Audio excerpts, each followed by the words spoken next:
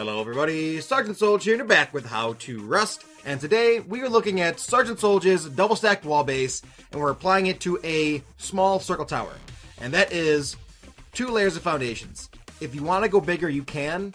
It'll work the same exact way, it's going to cause you to have, obviously, a much larger footprint, but also end up costing you more resources. So we're just going to go with this 2-layered tower for now, and then if you're going bigger, just make adjustments. So starting off, I want to do one thing, and I want to make a comment about the last video for the double stacked walls. Quite a few comments for that one. Quite a few views as well. Some of my favorite comments were, did you steal this from Rusty Pirates? No, I did not steal that from Rusty Pirates. I actually posted that like 3 months before Rusty Pirates posted his. So, no. Number 2, one of my other favorite comments is, this wasn't a very efficient base because of the wasted resources building out and building back.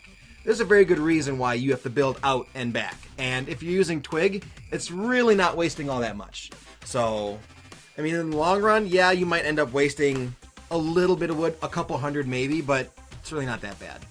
And last but not least, my absolute favorite comment was the people that are looking forward to this base. So that's why I decided to go ahead and make this video. One thing though that I want to show is a method that everybody keeps trying to tell me is the better way to do it, and that is this.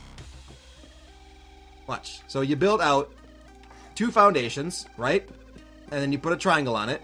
You remove those foundations, and then you build back with triangles, like so. And then you put squares on it. Yeah, that gives you the gap, but notice these aren't lined up correctly. They're off by half a foundation's width. Even on the square base, it's the same exact thing. This is specifically why I didn't go with this method, because this difference here on the corners causes a lot of problems in trying to get it to look really nice and stay connected. There's a reason why I did it the way that I did it. For one, it's the method that I put out like August 31st of last year, and it's very, very useful for doing a lot of different things, and this is one of those things in order to make everything look uniform. This wouldn't work out. There'd be a lot of really weird gaps, especially in the square base. There's a lot of really weird gaps too. And yes, it is going to be more wood, but in the end, it's just going to be better. So starting off, for this small circle tower, 2 layers, you have to start on a triangle. And then you do your 3 little crescents or half moons or whatever you want to call them until you get to your 3rd triangle facing away from the base. Remove all these and then build back with squares, and then you'll get the same exact thing we had last time, right? Now from here, this is the part where it can go a few different ways. Personally, I put 1 triangle to the left and 2 to the right, like this. And this actually causes you to get this really weird gap here. Now, you could have the gap on this side, or you could have the gap on, come on, there it is, that side there. It doesn't really matter. Personally, in my opinion, it's probably better to get the gap on this side here next to the square, because the only downfall with having this gap here is rockets can be shot through it. And if you're able to shoot a rocket through here, it won't be very easy. There's a good chance you're not going to be able to hit the back wall of the base. Whereas if you shoot a rocket through this gap here on the side, where it's slanted away from you. Let me get back up here and I'll show you. The water was deeper than I thought it was going to be. Yep. If you end up shooting a rocket through this gap, it's literally pointed at your inside wall, and there is no way to really stop that.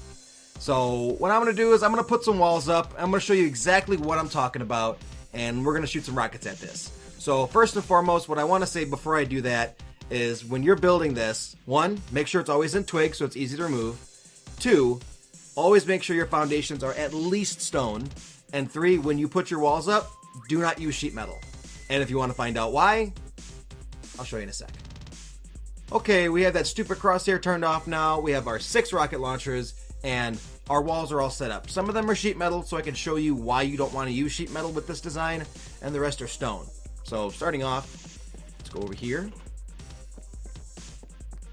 And the sheet metal setup here uses the gap along the side of the square. I added an extra airlock to try to make it more difficult to see down that gap, but I mean, it's pretty clear. You can see right back to the sidewall of our main base.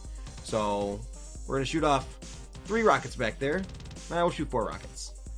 So I kind of have to guess because I don't have the crosshair. No guessing required. I got it in there.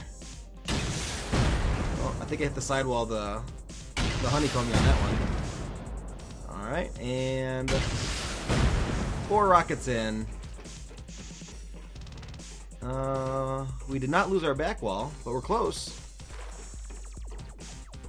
That wall is pretty close. We lost something in here. Oh, we lost that inside wall and that triangle right there. There's the wall missing. So, as you can see, it isn't easy to shoot in there, but you can get lucky and hit that back wall. Probably 1 or 2 more rockets and I'll have it taken out. Oh, that one clipped the square. There it goes. 6 rockets. We lost both of these walls here. This back wall, I forgot to upgrade that to sheet metal. 2 door frames. Yeah, so we lost a lot. And it only took us 6 rockets to take all this out. So now we're going to move on to the stone. And this one has it slanted to the side. So I'm going to reload all these rockets and we'll talk about that. Okay, so as you can see here, it's slanted to the side. And some of the stone from the wall next to it is actually like poking through and causing an overlap between those stone bits and a graphical pillar that doesn't actually do anything, but it's just there for the looks. You can still shoot through this. It is only just there graphically. It isn't an actual real piece of stone that's connected to the wall. However, if the raider isn't very experienced with this sort of stuff, they might just run straight past this. So we'll shoot our rockets in here. Oh, there we go. Got that back wall. I don't think I got through that time. Move over a little bit. I think that was a good one.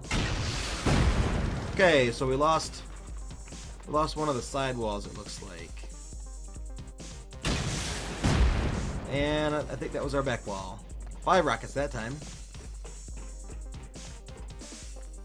Yep, we lost 2 back walls and a side wall to the triangle. This one's still at full health. And that one will take a couple more rockets. So shooting off our final 6th rocket here.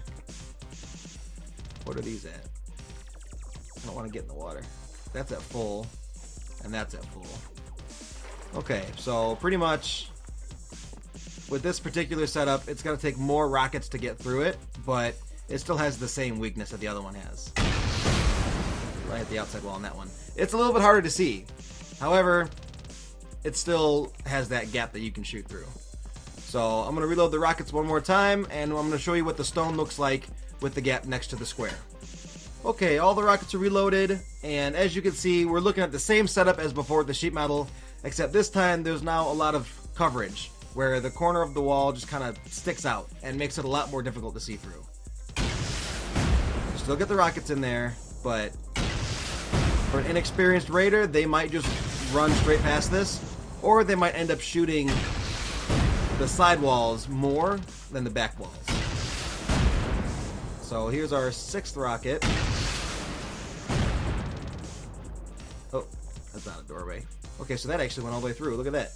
Took out both these back walls. This back wall here might have been damaged from this rocket that was coming through here. I'm not sure, but basically, yeah, the test is a little skewed on this last one, but it all pretty much says the same thing. The gap is really the major problem with this build, and I wanted to at least put the video out to show you guys that it is possible to do it with a circle tower, no matter what size it is, but it's not 100% yet.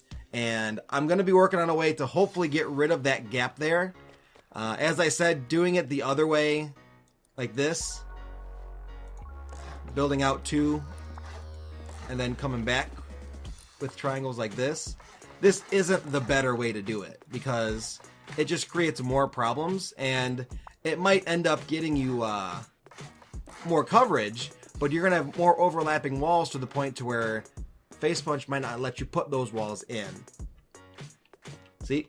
So if I build a square here, you'll notice it's no longer lined up. And further along the line, you're going to run into problems with gaps, and it's just really not even worth it to keep doing it like this. Even if you keep going with triangles.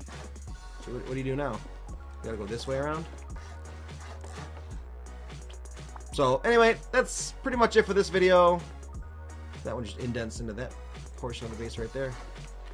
It does really weird things when you try to get this to work, but as of right now, this is all I have for the circle tower. If you guys find something different or a better way to do it that doesn't produce this weird offset, I guess you could say, when you do it with squares like this.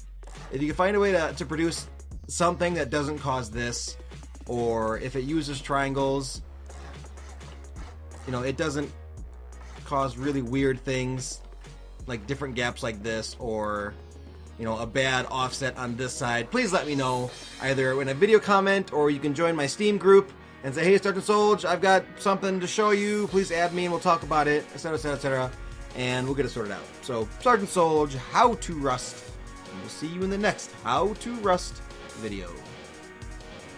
Bye bye. Thank you for watching How to Rust, a series for new players to the game of Rust. If you have any ideas for future episodes that could be useful to new players, please feel free to leave a comment in the comments section of this video.